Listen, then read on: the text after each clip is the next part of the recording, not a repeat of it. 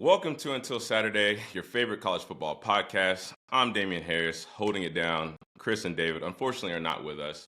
But with me today, a very, very special guest, former Ohio State quarterback, co-founder and GM of Ohio State's The Foundation Collective, and my colleague at CBS, the man with the best nickname in college football history, 12-gauge himself, Mr. Cardale Jones. Cardale, what the hell is up?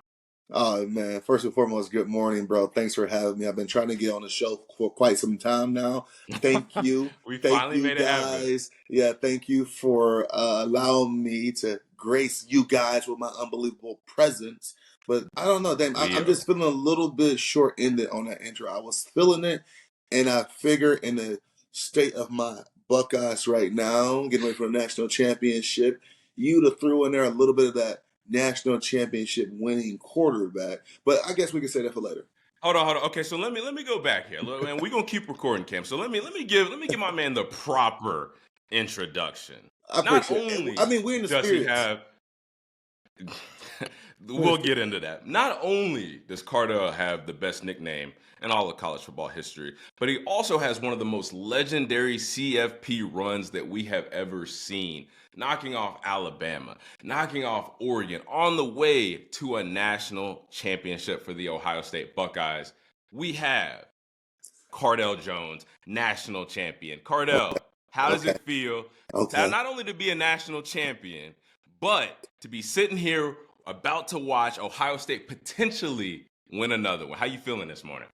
I'm loving it, man. I have been on cloud nine since the college football playoffs have started with the new format, with the 12 teams, giving more teams the opportunity to kind of be up there and play with the big dogs. We saw teams like SMU and Arizona State and Boise get in there. And these teams previous years, even Tennessee, these teams previous years in the format of the four teams would have never had a shot, let's be honest. And everybody was pretty much, I wouldn't say on an equal playing field, but they had the opportunity to be in a position Ohio State and Notre Dame is in right now. So I'm loving it because my Buckeyes had an extremely tough route. They have overcame a lot. Listen to you campaigning. What are you campaigning for? I'm just saying, I want to make people understand this is going to be a very special year to pull it off here on the 20th versus Notre Dame championship and the run they have went on these last 3.5 weeks and the quality of opponents they have played and the things they've done to them on both sides of the football. This will go down, and I'm not ashamed to say this, in one of your introductions, I muchly appreciate it because you got me over here with little goosebumps and chills. But this will go down as one of the most impressive runs, not just in Ohio State history, but in college football history, with the last 4 games and the teams and the quality of opponents they beat and the way they beat them with Tennessee, Oregon, Texas, and hopefully Notre Dame. All right. Okay. Listen, I hear you. Well, before we dive into all of this, I want to break the ice just a little bit for the people out here listening, because you actually sent me something yesterday, and I want you to break this down. I want you to break this down for the people listening. So just so y'all know I'm not lying, Cardale sent me this tweet that he posted, let's see, December 5th, 2014. And I'm going to read it. And I quote, "All these honeys hitting up my phone right now, but I ain't got time for that. I'm chasing a title, not these hoes. Hashtag out here, hashtag grinding." Cardale, now listen, we know you good for a couple of social media quotes, but just dissect this one for me, because when you sent this to me yesterday, I'm like, come on. If anything, my dog gonna keep it real. For sure. And in a brief time, we have gotten the chance to know each other, man. It's been amazing. And I think we both can attest to that. I think, we're going to be unapologetic and respectfully when it comes to our opinions and views. And I saw that tweet, someone kind of retweeted and like, oh, look, hopefully our team is on this Cardale Jones grind back in 2014. And I quite don't remember the context of that tweet, but I clearly can understand it. It was probably coming off the Big Ten championship game. Now you're getting a little bit buzzed. We put up 59-0 on Wisconsin, and we jumped into the playoffs, and those Twitter likes and those Instagram likes start to rack up a little bit, and the attention started to elevate a little bit, but you want to stay focused, you want to stay on that grind, and I became very noticeable and reputable when it came to social media very early on in my career with some of the tweets I made. And one that took a lot of spotlight was "We ain't here to play school tweet." And I'm pretty sure a lot of people probably understand and know what it is without me even, quoting the whole tweet. But I always try to say, Mm-hmm. guys, listen, I had some crazy tweets out there in my day, like just Yes, you far did. as just being unapologetic, unfiltered, and uncensored at the time. And like any other, 17 to 21-year old, 22-year old, well, 26-year olds in college now. But in that You're time right. frame when we were playing, so it was, I hope the intent was probably to get it clear. If these young ladies following me on Twitter, you wasn't going to take my attention away from the ultimate goal until the season was Well, over. listen, you guys heard it here first. Cardale Jones has at least 2 tweets that should be in the Twitter Hall of Fame.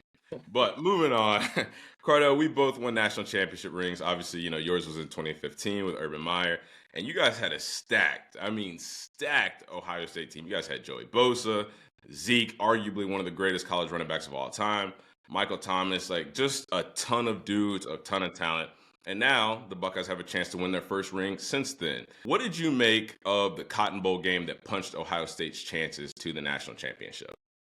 It was a great game. It was a hard fought game. Texas was in a position late to tie it up. And, I Mm-hmm. personally was hoping for an instant classic, almost something as a Texas USC back in the day, Vince Young. Hopefully, clearly, the Mm-hmm. Buckeyes coming out on top. But in my perfect world, I was imagining Texas, going in for the tie and score, and Sarkisian going for two versus the tie. Mm-hmm. As we know what type of aggressive coach he is, and knowing that the momentum that would have been on his side if they'd went on that long drive, and ultimately Jack Sawyer ruined those chances with the sack strip fumble touchdown, 83 yards to the other way.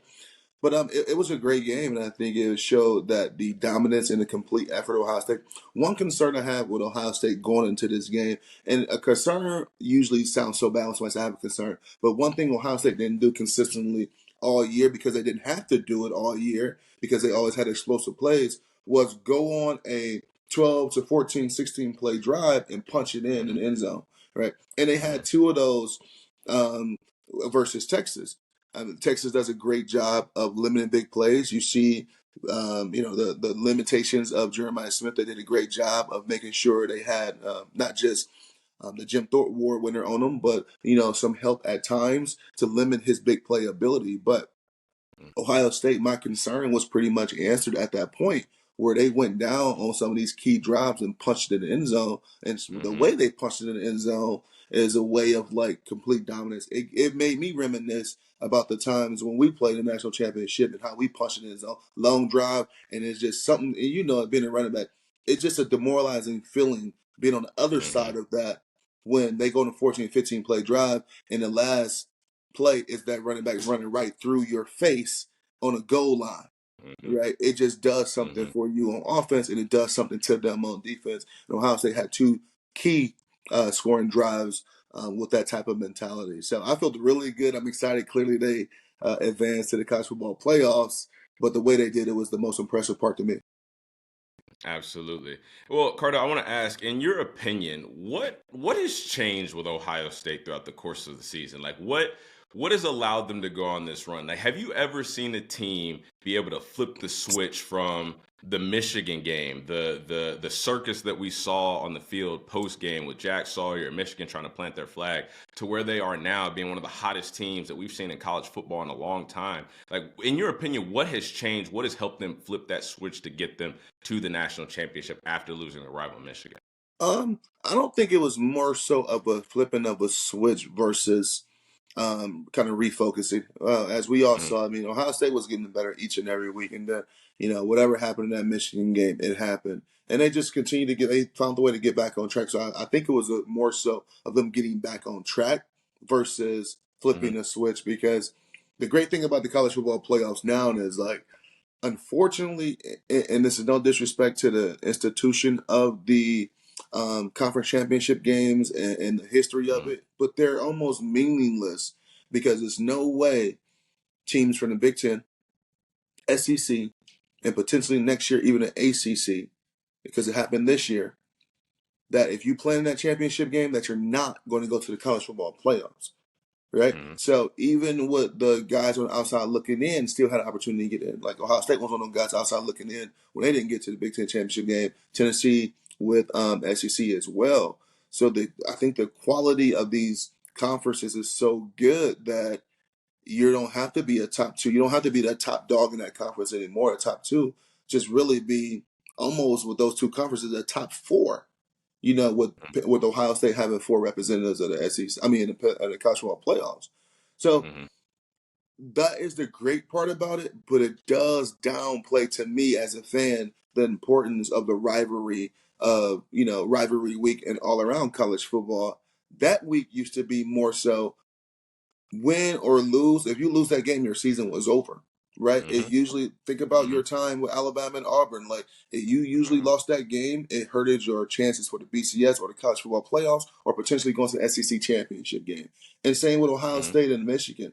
It hurt your chance of really, I mean, Michigan, we was able to beat them all 4 years when I was in school, but it was times where, it came down to almost a classic 1 versus 2, where the winner was going to go to the college football playoffs. And that's what happened the last 2 years with Ohio State and the Big Ten championship in the college football playoffs. So it's kind of with a new system, it's kind of like dwindling that a little bit.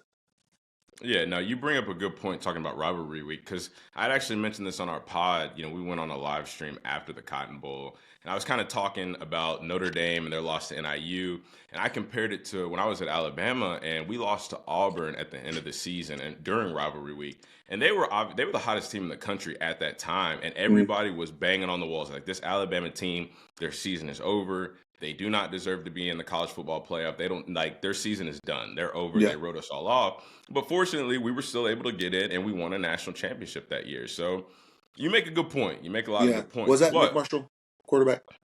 Nah, that was before my time. It was when you remember Jarrett Stidham? It was Jared, that year when Jarrett he was the he was. For those, I don't know if you know this, but for the people also out here listening, Jarrett Stidham was actually my very first quarterback that I ever played with. Jarrett Stidham's from Richmond, Kentucky. He's from Richmond, Kentucky. Well, he's from Corbin, Kentucky, but I know he was born at Patty A. Clay. He tells everybody, oh, I'm from Texas. I'm from Stevensville. No, you're not. You're from Kentucky. We played together on the 49ers when we were 8 years old. We won a Super Bowl. Like, I always love to bring that up whenever I hear Jarrett Stidham's name. But going back to rivalry week, talking about Ohio State and Michigan, my co-host David Ubben actually wrote a story on The Athletic that everybody can read. And he made a case that this run does not happen for Ohio State without the loss to Michigan. So you were talking about, it wasn't like they flipped a switch. Instead, they just refocused and reprioritized themselves. Do you think that the loss to Michigan was that pivotal turning point that made them lock in with this laser focus that we've seen the past couple games? I think so. And as always, usually we learn a lot of lessons about ourselves and our teams from losses, not wins. If I was writing Nate, I can only imagine what he said in that meeting the next day or that following Monday or Tuesday, basically saying, hey, listen, you know what? Let's not forget the ultimate goal here. Yeah, our seniors are not going to have an opportunity to win a Big Ten championship, beat Michigan, but we still have the ultimate goal in line, right? So we missed out on those things, but we still have one other common goal that we all can really attack. And let's send these guys out on a high note. I revert that back to the conversations we had probably mid-season of the 2014 season. Our seniors was in the same boat. We was riled up at national championship, having an opportunity to play potentially Notre Dame in the BCS era in 2012 when we went 12-0, but we wasn't bowl eligible for some things previous teams had did to make us be on a bowl ban. And we know the BCS era, pretty much the 2 undefeated teams are going to play in the national championship. That was the most flawed system ever when you look back on it. And at that time, it had been 12-0 Notre Dame versus 12-0 Ohio State. But we wasn't bowl eligible. 11-1 Alabama got the nod over us and beat and hammered Notre Dame. So that was one national championship opportunity that cost us.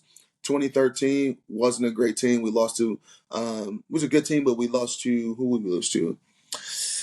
Freaking Clemson in the Orange Bowl. We lost to Michigan State in the regular season in the Big Ten championship. So that was our guy's third year. Wasn't able to win a Big Ten championship or compete for a Big Ten championship or the postseason. And then in 2014, it was our senior class last year. It was all about sending them out on the right note. And that was our message going halfway to the season, because the odds were stacked against us because we already had dropped one game, earlier that year to a non-conference. But everybody in the Big Ten was looking pretty good. So we knew we couldn't afford another slip up. So having that on the front foot of your mind of saying, like, listen, let's send our guys on the right note. Yeah, we can't get a Big Ten championship game. Yeah, we already lost to Michigan, but we can send these guys out with a natty. Okay, and that segues perfectly into my next question, talking about the ultimate goal, which is a national championship. And I've got to ask, because I've heard that Ohio State fans would rather beat Michigan than win a national championship. So with all of your experiences, like, if you could have one, like, let's say you can only choose one, beating Michigan or winning a national championship, what would you choose? That's extremely tough, but I already said it. But I actually saying it out loud, then it makes you kind of think like, do I really want that? I think I'm gonna have to go with win a national title, because I think this, when you say win a national title, a lot of things, you got to do a lot of great things and beat a lot of other great teams to win that. Don't get me wrong, no disrespect to the rivalry. It means a lot to me. It means a lot to Buckeye Nation. It means a lot to everybody who put on that scarlet and gray. But you're going to guarantee have an opportunity to play Michigan every year, for sure, 100%. You're not going to be guaranteed to have an opportunity to compete for a national championship every year. It doesn't work like that. I mean, you go 6-5 going into week 12, you're still going to play Michigan. You go 6-5 going into week 12, win, lose, or draw, you ain't playing for no national title. You're not playing for a national title. It's been years where, Ohio State has played spoiler to Michigan chances to go to the Big Ten championship game and the Rose Bowl back in the day in the national title, and vice versa, same thing. So having that ability and opportunity to play other top teams around the country, to go for the ultimate goal of something that only one team is going to do each year, I'm going to go with win a national title, especially in this new format of the first inaugural 12-team playoffs. The fact that you even had to ponder it, like, that just lets me know you Big Ten people are crazy. Because if somebody asked me, it's deeper than football. I think the rivalry of everything happened with the way back in the day, the war over Toledo with Ohio State, with the state of Ohio and the state of Michigan, and just the history between legendary coaches Bo Schembechler, Woody Hayes, the history of the great players that played in those games, Heisman trophies winners on both sides, with guys like Charles Woodson, and guys like Troy Smith. Like, it's just so much history and bad blood, and then you have so many guys who either have a lot of experience with each other or play together in high school that end up on opposite sides of that rivalry. So it's very significant in a lot of different ways, where it's more than about football. When I look at the part of the country each state is in, and we share Lake Erie is right here. It's very close to each other. Unfortunately, at times, there's not a lot of highlights in these parts where we're so close in Toledo, Cleveland, Detroit, that area. But one thing we can kind of hang our hats on and prideful for them is, Michigan, us is Ohio State, and have an opportunity to compete against each other. It gives you a lot of pride throughout the year, saying my team beat that team, and it. I remember being a kid and watching those games, and one year I remember Ohio State lost, and I just remember like the feeling in school the next few days, the feeling within my community the next few days, and all of and I'm like, I didn't even understand it. And then I remember later on when we beat them, when it was 1 versus 2, and I just remember the excitement and the energy around the city. And I'm just like, this stuff is more than just a football game; it's a lifestyle. Yeah, no, it definitely runs deep. And I got a little bit of taste of it because, I was recruited by Michigan and Ohio State. I committed to Michigan He's at one committed point. to yeah. I was. People don't know this, but I actually silently committed to Ohio State too. Obviously, I ended up Jesus, backing out of make up both your of them. mind, bro. Right, but I remember when I would be on Ohio State's campus whenever it was rivalry week, and I remember seeing like every street sign or any sign anywhere on campus that had a word that had the letter M in it, and it would just be like a big X right where the Crossed out letter in M would red. be. Yeah. Yeah, or I would be in Ann Arbor whenever Ohio State came to town, and Michigan fans, they didn't call y'all the Buckeyes, they called y'all the guys. Like, so I know I saw it firsthand, even though I didn't go to either school.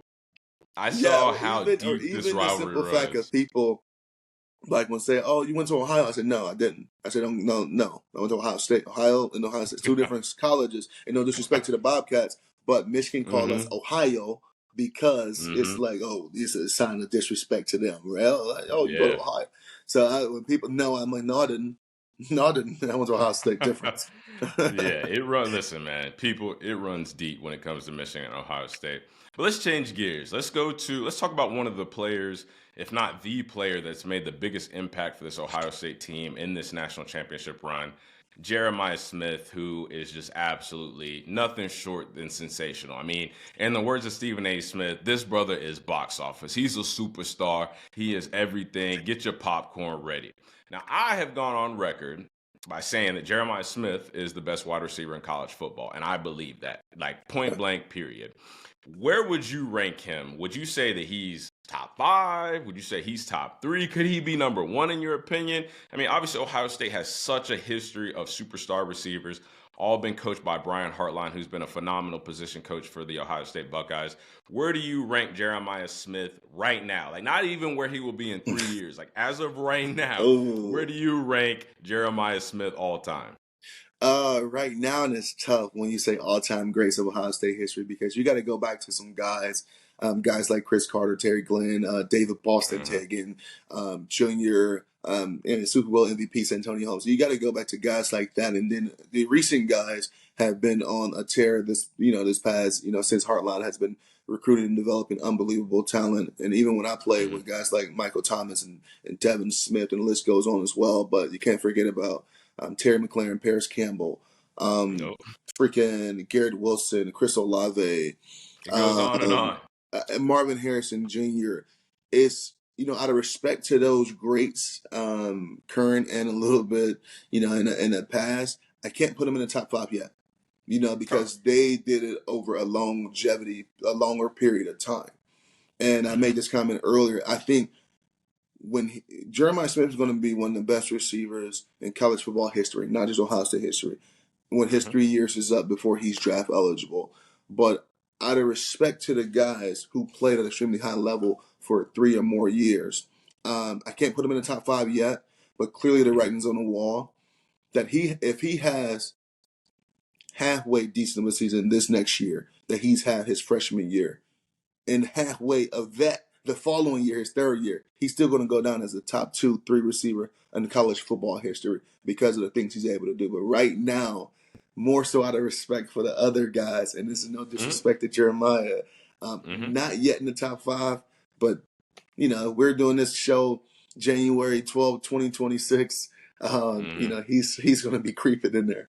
Yeah, yeah, no, for sure. And I understand because again, there have been a lot of Ohio State greats. So I don't even know if I would rank him top three or top five, just because, like you said, you have to respect the greatness of what some of those guys did over a longer period of time. But let's be honest, if Jeremiah Smith He, progresses at the rate that we expect him to, he might take that top spot. But I do yeah, want to ask you your opinion on something because there's some speculation with how great he already is, and if he does have a big sophomore leap, there's a little bit of speculation that maybe he should just sit out his third year and just prepare for the draft. I I think I have my started that. thoughts I on that. think I started that speculation because Yeah, I my was gonna kid. say That's I what have he. my opinions on that, but give me your spill on that. What do you Listen, if he think? was my kid, that's what happened. I'm gonna be completely Uh, honest. He's Okay. you know you know if God let it happen, if it's in the plans that they're going to win a national championship this year. Mm-hmm. And then next year is another year for his opportunity to continue to develop at an extremely high level, maybe win a belated cough, maybe compete for another national title. But after next year, what else can you do to improve? What can you Nothing. do to improve?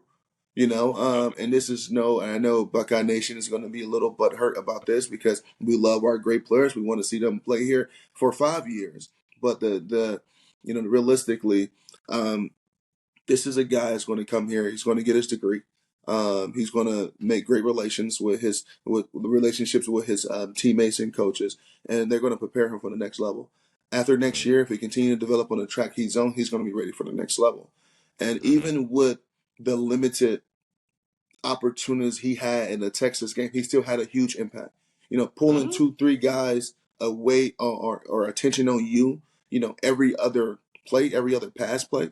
that Mm-hmm. opened up a lot of things for other people. And we saw Mm-hmm. guys like Cardale Tate have 6-7 different catches, and Emeka Buka having 8 catches, and G Scott having 5 catches, and that was all because a guy like Jeremiah Smith is forcing the attention to be on him so heavily because they're determined not to let one guy take over this game, but he still Mm-hmm. have a huge impact on the game.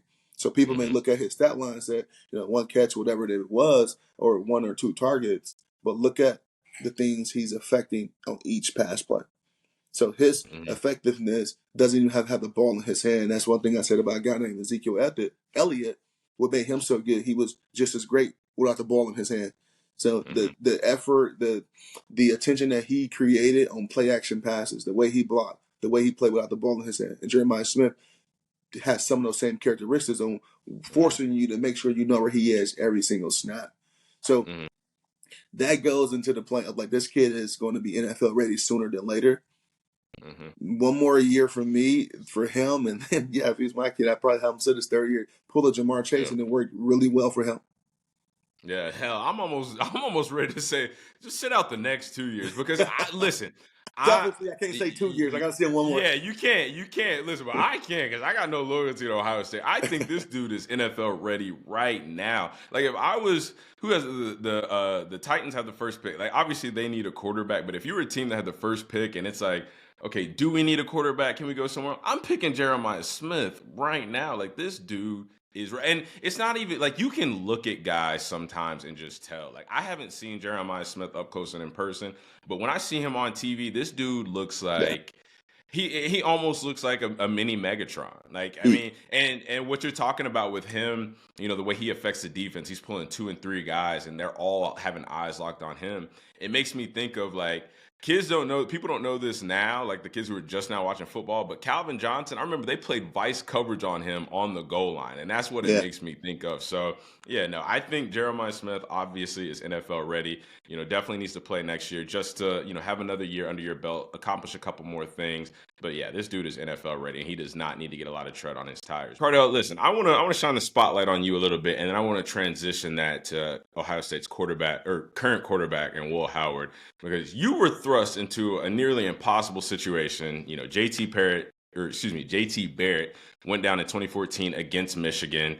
Right before the playoffs, but then you step in and, like I mentioned earlier, had one of the most incredible postseason runs, ultimately led to a national championship title. For you, how did you adapt once you got to the playoffs? Like, what was different for you? What really just made things start to click to where you could play at such a high level?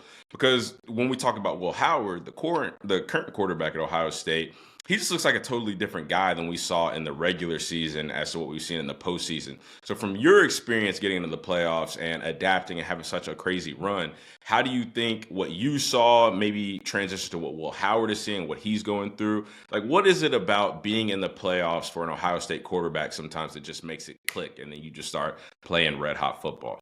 I think what really helps is every day you're practicing against the best defense, in my opinion, in the country.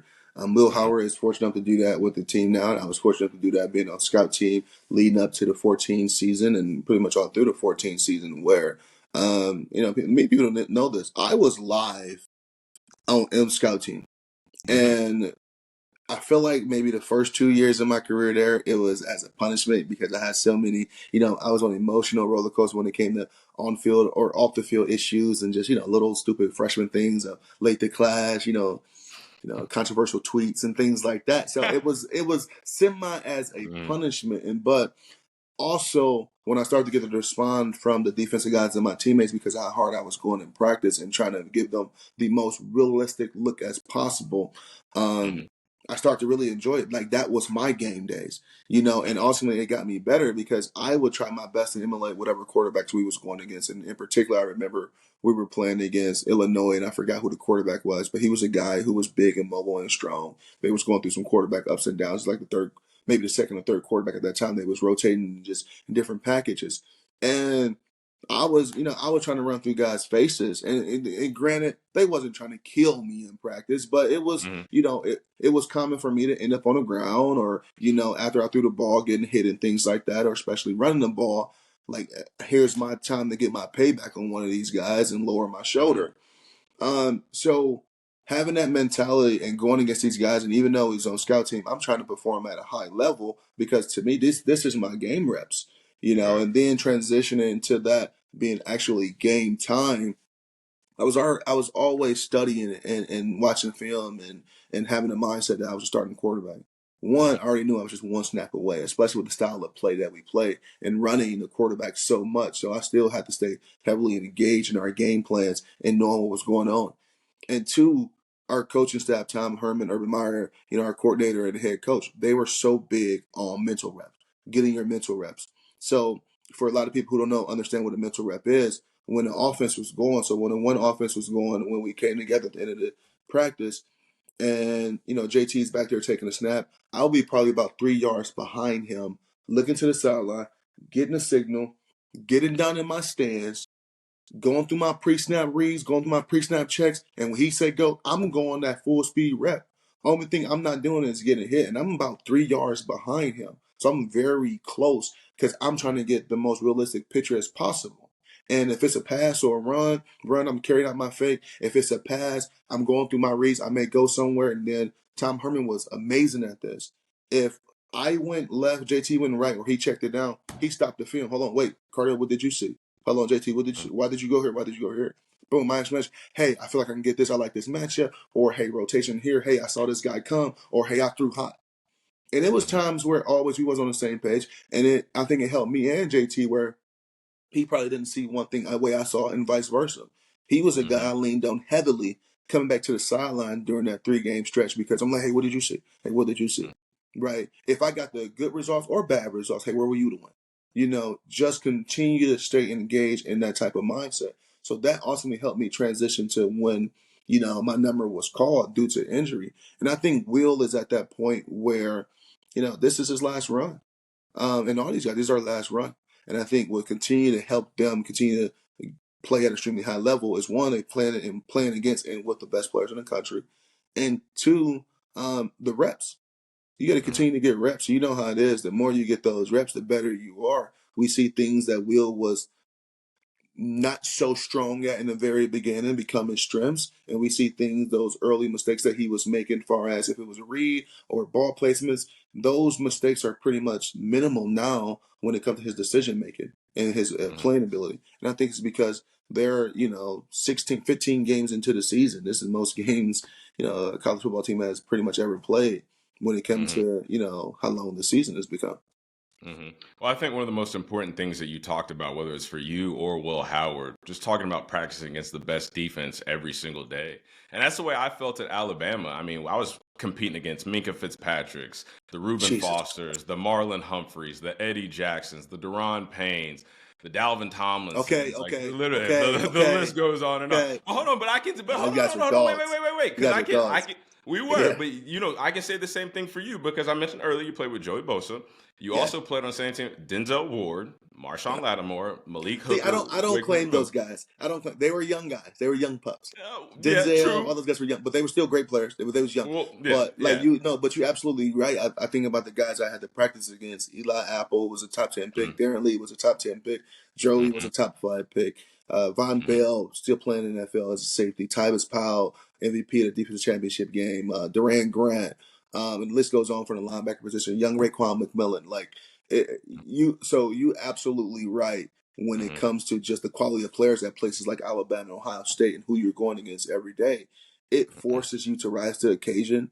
And you know how it is. You go into your freshman class and, there's maybe 20 of you guys who look up at the end of those 3 to 4 years. Some of the guys out of there in 5, and it's 3 left, Mm-hmm. and you're like, man, what happens? He transfer or he just, he just was a guy. He Mm-hmm. never rose to the occasion. So you're Mm-hmm. absolutely right. Yeah. Well, this Ohio State defense this year, I mean, we can obviously list a ton of them. Whether you talk about Davison, Igbinosun, obviously Captain Jack Sawyer, Caleb Downs, I mean, Cody Simon. This is a plethora of talent that never goes down at Ohio State. Can you talk to me about the marriage between defensive coordinator Jim Knowles, who has been phenomenal with play calling all year? This is the number one scoring defense. They're number one in a lot of defensive statistics. But just talk about how great it is to have such a great defensive mind at coordinator mixed with such amazing level of talent where each player, all of those players I mentioned, can completely wreck a game and flip a game upside down individually and make special plays to impact the game. Talk about the marriage between having a great defensive coordinator and having such special talent on the field. Oh, it's amazing, and I can only imagine as a defensive coordinator, you said, "Man, these guys make my job a lot easier." But let me tell Right. you, who job they make a lot easy is the play calling and the quarterback on the other side of the ball. Because that's another thing we talk about the run. I went out and my mindset. It's like, dude, I feel Mhm. good. No matter, I really had the mindset I can do no wrong because they go make me right. If I Mhm. throw an interception on the 1 yard line, or we go for it on fourth and one on the goal, and we don't get it, well, our defense are going to is going to do something to make that stand. You know, I never viewed it as putting them in a bad position because they were so good at getting off the field. They were so good at keeping you behind the sticks. Clearly, with a great pass rusher and a great back end, that makes your job a lot easier as a play caller. But I look at Jim Knowles and I look at some of the things he's able to do with those unbelievable players. At one point in time on the field, I looked on the field and it was only one linebacker on the field, and Caleb Downs was technically the Sam. Mhm. You know, and they having Jermaine Matthews, they having Jordan Hancock, they having Ingram Nose, they having like they got all these guys on the field at one time, all great defensive backs, great tacklers in space, great defenders. Mhm. That just puts you in position as a defensive coordinator where it's almost like you can do no wrong. Where you don't, Mhm. I watched Caleb Downs shedding a block on Gunnar Helm and making a tackle for 3 yards, you know, past the line of scrimmage as a safety, Mhm. right? But lining Mhm. up in the sound position. Cody Simon is one of the unsung heroes of this, not just his defense, his whole team. He's a program setter, he's a program builder, he's a culture builder, where he know what it means to be a Buckeye. So having a guy like that around for his fourth, fifth year, and not just to help you as a coordinator and a coach to establish the culture to these newer guys, but he's performing at a high level and he's going to have opportunity at the next level because of this past year. It does a lot for you as a coordinator. That's your quarterback on the field. These Mhm. guys are always in the right position. Look at even the big plays they have given up over the last year. Not too many. They've been in the right position, right? Mhm. From the pass game into the run game. I mean, you know, the lack of explosiveness or making that play coming down to one of your one-on-one battles. But it's not like, and that just says a lot about the guys of understanding the assignment and the scheme, which is not easy for anyone to do in this very complicated and not complicated, complex defensive system that Jim knows run with so many DBs at one time, and then some of the creative things that Larry Johnson do with the defensive line. Mhm. I gotcha. I gotcha. Well, listen, I'm gonna bring it back to the heat of the rivalry real quick, and I'm gonna throw out a quote that Jim Harbaugh famously said. I think he might have been taking a shot at Ryan Day. We'll get your thoughts on it. But Jim Harbaugh said, "Sometimes people standing on third base think that they hit a triple, but they didn't." Now, again, I think this could have been a shot at Ryan Day. I'm sure a lot of people think Of so. course it was.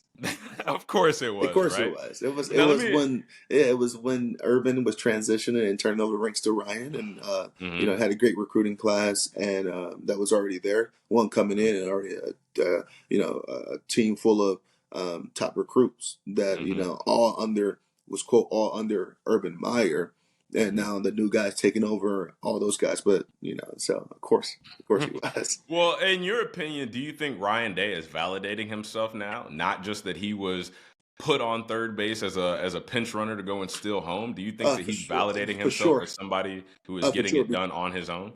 No, for sure. I think last year, maybe Cody Simon and maybe one more guy was under Urban Meyer. I think maybe Ransom. I can't remember Mhm. if he's the fourth or fifth year guy. For the most part, these are all of Ryan's recruits. Mhm. Now, his recruits, his regime is now seniors, right? So Mhm. these are all his guys, and clearly the guys behind him is all his guys. So that Mhm. batch of athletes who were last coached by Urban Meyer are officially done. Mhm. So everything from this point on, well, from last year on, is all Ryan Day guys. Mhm. If they was on the roster with him when he was a coordinator slash quarterback coach to being a head guy. So I think that narrative is completely out of here now, even though, you know, with that narrative, he still didn't get the results that he ultimately wanted, you know, winning the Big Ten championship game and beating your Mhm. rivals. But these are all his guys now. Yeah, no, and I agree. And one thing that I think a lot of people don't really know and understand, because we talk a lot about how Ohio State assembled the best roster ever with this $20 million roster that they have. They went out and they spent their resources and everything, but it wasn't like they were super active in the portal. Like they didn't go out and get a ton We of didn't. guys. This Yeah, is a lot. Most of the, I feel like most of the money spent was keeping guys from going other places and keeping it your core was. group Yeah, in it was. intact. It's retention versus building. That's the Exactly. biggest thing. I mean, you can't, and clearly the recruiting classes are going to happen organically. That's what happens. We're going to get guys Mm-hmm, and recruit guys like Jeremiah Smith and all these other sensational freshman guys in this past mm-hmm, season.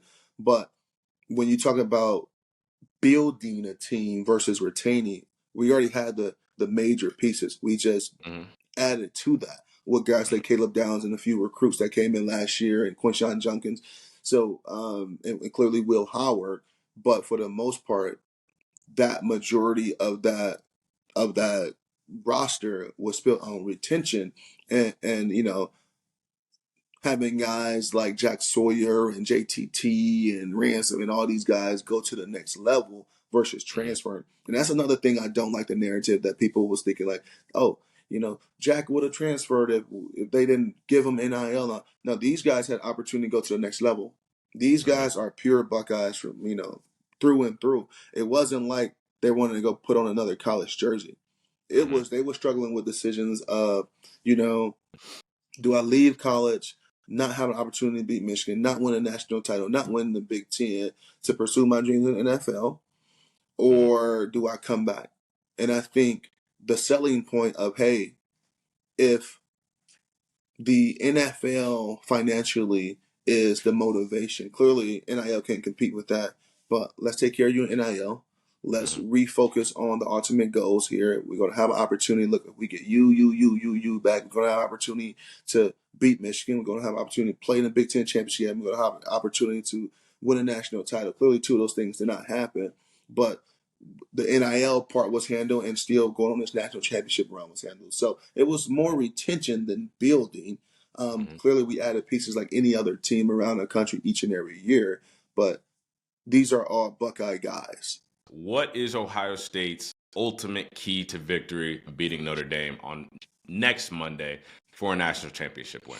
Oh, ultimate key to victory. One, you guys always start with control the line of scrimmage. Notre Mm-hmm, Dame does a great job of running the ball with Riley Leonard. Over the last past half of the season, they actually done a really good job of doing some things in the air as well. But if I'm Ohio State, that's my number one focus of containing him and his legs. And then on the flip side, you got to have you got to protect the football. We saw a mm-hmm, very uncharacteristic interception by Will Howard earlier on in the second half of the Cotton Bowl, where you're trying to force it to Jeremiah Smith. Notre Dame is a great defense. Is a team that's going to make you pay on those mistakes like that. So control the line of scrimmage and protecting the football. But Cardale, you were also, on top of being a national champion and Buckeye legend, you're also the co-founder and the GM of one of Ohio State's collectives, the Foundation. The $20 million price tag for this roster has been well documented. We have talked about it all year long. In your opinion, why do you think that this was the year and this was the right time to put all your chips on the table? We're all in. This is the year. What in your mind makes this that time to do that? I think it goes back to just players being in certain positions and players being you know, uh, available. As I mentioned earlier, we had so many guys that was draft eligible that, we felt that they came back. We would have an opportunity going to run that we're going on right now. And then we had an opportunity in a transfer portal to capitalize on a few missing parts that we felt that can help the team. And the great part about the NIL aspect and the collective that the new rules and regulations that the NCAA has recently allowed over the last 8 to 10 months is you're able to actively, act hand in hand with the university and the coaching staff. So Mm, being a resource for them to ultimately help them do their jobs at a very high level has been a very beneficial relationship from for both sides. But it just happened. It's the right place at the right time, right? I guarantee you, if guys wasn't in position to be draft eligible, or being enticed in the portal through other universities, then that roster number or that dollar might maybe a little less. Now, if we have more guys in that position, that dollar amount maybe a little bit more. And then another thing I want to talk about, that dollar amount that get thrown around so much. I cannot confirm or deny that's correct, but that number is almost like the going standard to being able to compete. You look at the numbers that come out about Oregon, Tennessee, Ohio State, Texas, and things like that. It's no coincidence that number was thrown around with those four schools. Where were those four schools at the end of the year? All in the college football playoffs. So that's kind of almost being the standard when you talk about operating a salary cap to compete at a high level. Mm-hmm. Well, with the sport changing so much, like how are you and collectives adapting to this new time in college football? Every day looks different. The thing that I noticed and learned very quickly with the NCAA and legislative and the different rules and regulations that continue to come out. The biggest one here soon to be is the revenue share, and that structure is, they move at a very slow rate. So we do a good job with the foundation of being, of staying very clear. It's so much gray area in NIL and operations, you know, we operate in a way of, is this a for sure yes or is it a for sure no? And if it's not a for sure yes, we kind of stay away from it. But we know it's a lot of gray area, and maybe other universities and collectives flirt with that gray area. But one thing we don't want to happen is the NCAA come pop the hood 8-10 months down the road and say, "Oh, wait, you guys did this. You guys, we would have said no to this, or this was a no." So sometimes it's better to ask forgiveness than permission. But we in a position where we want to make sure we're doing things above board. We want to make sure when this thing is, the hood is pop on this thing, we say, okay, you guys did a great job. That was the example that we want everybody to follow when it comes to the engagement and the relationship of NIL when it comes to collectives and universities. Well, with the amount of money that Ohio State has spent, obviously you said this $20 million amount that you cannot confirm nor deny, but we've heard it a lot. And you even said yourself, this might be the standard now with teams reaching the college football playoffs. But for Ohio State, are your collectives built now to support future rosters that cost as much as this year's, or do you think that you can get back to this spot without spending as much money in the future? I think just like any other field, just like life, period, inflation, you can't avoid it. Mm-hmm. Last year it might have cost you, just to give me an example, $1 million for a quarterback this upcoming year in this portal. You already heard rumors that Carson Beck got $4 million to go to Miami. You Mm-hmm. see what Bryce Underwood, the number one recruit in the country, he was going to LSU. Don't know his dollar amount, but Michigan said, "Hey, we give you 12." Those are things that are going to continue to change with the landscape of college football, and with inflation and the price of living and just the price of admission. When you have these top players, that's going to continue to go in a positive direction for those players, which I am all for. Now, for us on the collective side and on the school side, we got to continue to find ways, and the NCAA got to find ways to regulate it a little bit, a little more. Mm-hmm. I don't want to get to a point where, and don't get me wrong, I'm talking about us as well because we are a half. I don't want to get to a point where we create such a bigger gap between the haves and have-nots and the large alumni and booster bases for some of these universities that the other ones can't compete. Mm-hmm. So you're going to have less and less opportunities for a Boise State, or they're going to have to be pretty much perfect in a SMU and a Arizona State, or these universities that's on the cusp, making a big jump. But if I can like poach one of your players, and I know he'll be getting 100 grand at ASU, and that's a lot to ASU collective. And that just this is an example. I don't know if it's true or not. But if I'm Texas, I'm like, oh, what? I gave you 500. Where do you think that player's going to go? Right. So Where the money is. yeah, exactly. Without a real market and without real regulation to avoid those type of things, um, you're going to create a bigger gap between the haves and have-nots. But it also puts a lot of stress on your alumni base and your booster base and your fan base, because at some point in time, that revenue share is going to kick in, but I don't imagine it being enough to sustain a whole roster for these major universities in these football and basketball and revenue generating sports. Um, how do you continue to raise and develop that difference? if it's going to be $8 to $10 to $12 million more you're going to need to sustain the roster, is going to be the answer that's going to be very tricky for us to figure out. Mm-hmm. Yeah, I got you. It makes a lot of sense. A lot of details, but A lot of listen, moving parts. a lot of moving parts. But hell, at least these kids are getting paid, man. That's what they deserve. But listen, before we wrap up this episode, Cardale, are you ready for me to put you on the spot? Like, I am going to put you on the spot of Uh-oh. spots. Are you ready? Uh-oh. Are you Let's see. ready? Let's see. Give me your Ohio State Mount Rushmore. Oh, my God. Ohio State, give it to me. Come on. You know what? I told you I was going to put you on the spot. One We is have listed easy. a One plethora. is easy. One is easy. I got a lot of heat when I get my top 5 Ohio State running back, tight end, and receiver. I got a lot of heat for that. Mm-hmm. So one is easy. Archie Griffin, only 2-time Heisman Trophy winner ever. Mm-hmm. I gotta go with a guy like Troy Smith, one of the only. I think he was a unanimous Heisman Trophy winner. I think he was the first one, if I'm not mistaken. But still, he's a Heisman Trophy winner. I gotta go with. Oh, this is tough too. Chris Carter is in there. He's up there. Okay. And one more, I gotta go with Orlando Pace. Wow, Orlando Pace.